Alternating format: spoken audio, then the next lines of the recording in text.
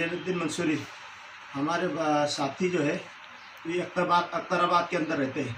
इन्होंने फ़ोन के ऊपर कांटेक्ट किया कि अख्तराबाद के अंदर कुछ लोगों को मदद की ज़रूरत है और हमारे राजू भाई ने, अकील भाई ने उनको फ़ौरन इधर आने की हिदायत दी।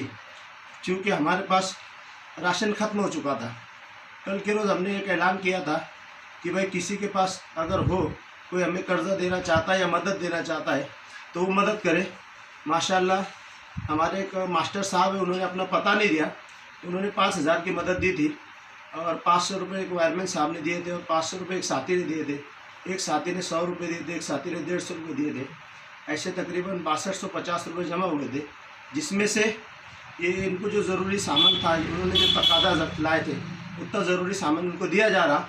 मैं तमाम लोगों से हाथ जोड़ के गुजारिश करूँ, या तो आप अपने अड़ोस पड़ोस में जो लोग हैं उनकी मदद करें। और हमारे पास अभी भी 3 से 4 हज़ार लोग के तकाजे सिलक है, तो आप लोगों से गुजारिश है, मेरी रिलीफ देने की हैसियत ख़त्म हो चुकी है। आप मेरा गूगल पे मोबाइल नंबर 80871442, इसके ऊपर आप मदद अगर देना चाहें तो दे सकते हैं।